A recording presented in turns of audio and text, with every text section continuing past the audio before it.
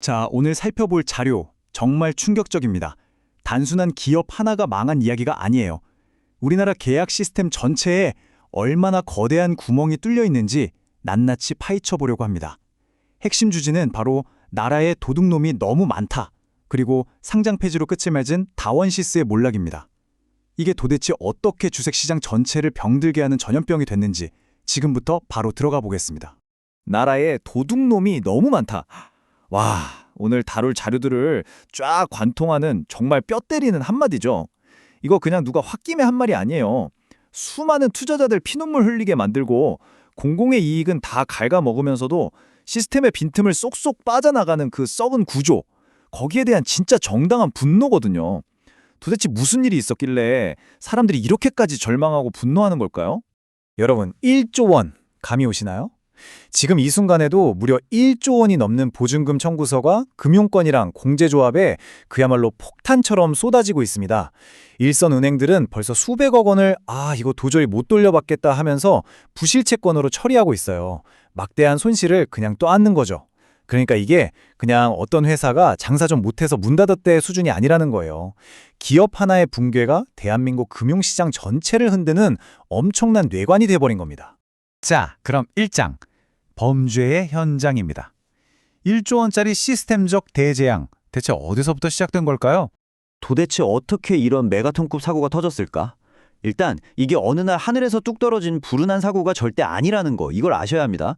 이 기업이 철도 산업에 본격적으로 뛰어들기 전에 인수한 전신기업 회사가 하나 있었거든요. 근데 놀랍게도 그 시절에도 똑같이 지하철 납품할 때 치명적인 품질 결함 터지고 납기일은 기약 없이 미뤄지고 이런 일들이 계속 반복됐다는 겁니다. 그럼 그 대가는 누가 치렀을까요?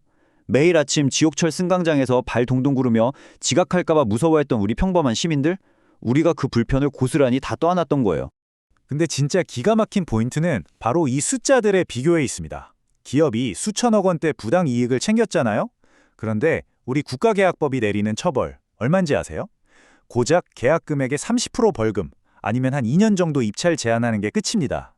진짜 손망망이도 이런 손망망이가 없죠. 상식적으로 생각해 보세요. 범죄 저질러서 버는 돈이 걸려서 받는 처벌보다 훨씬 압도적으로 크다면 불법이랑 사기가 엄청 합리적인 비즈니스가 돼버리는 거예요. 안 하면 바보 되는 거죠.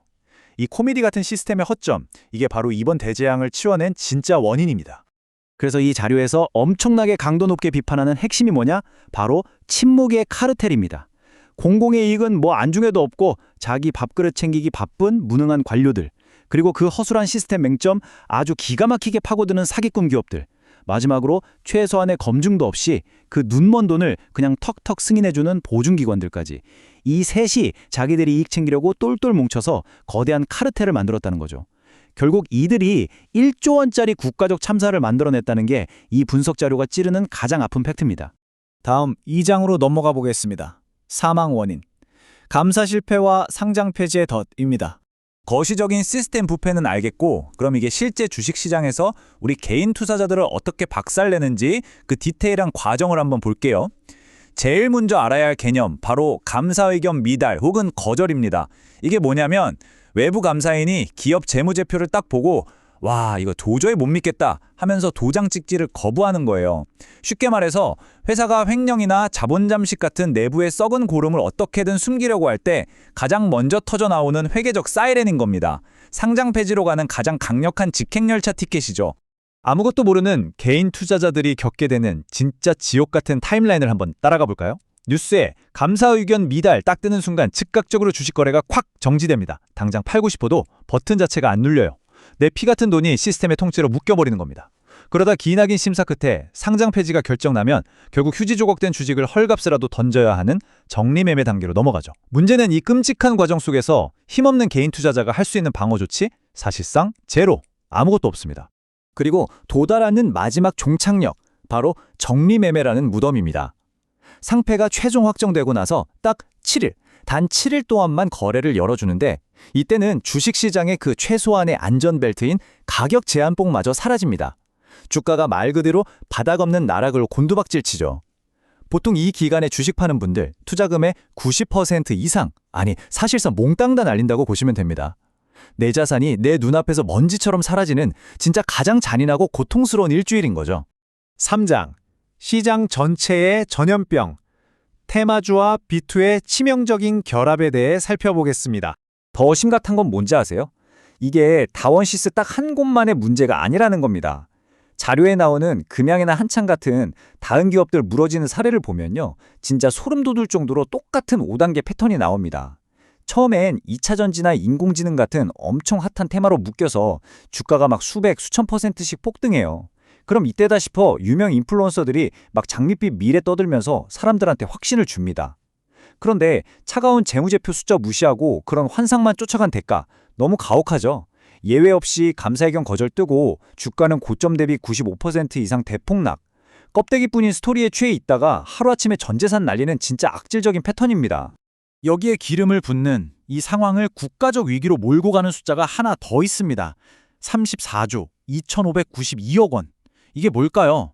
네, 역대 최대치 찍고 있는 신용거래 융자 잔고, 쉽게 말해 B2 규모입니다. 여러분, 무리하게 빚까지 내서 이런 부실한 테마주 탔는데 갑자기 거래 정지 먹고 95% 풍락 맞으면 어떻게 될까요?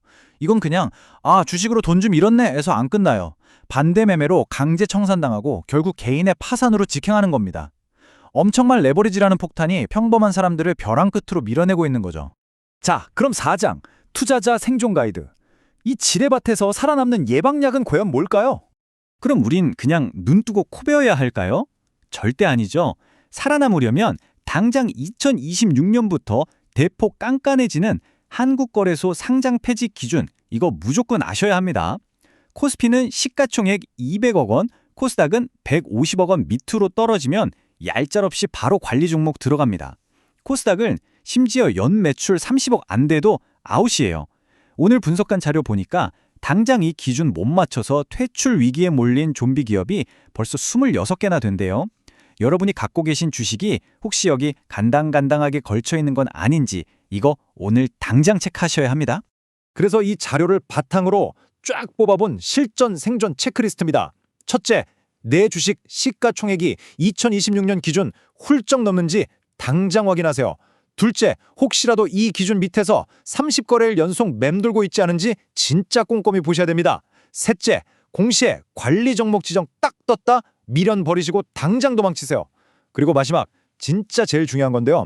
상패 직전에 투기꾼들 몰려서 주가 잠깐 미친 듯이 오르는 이른바 상패 테마, 이거 절대 현혹되시면 안 됩니다.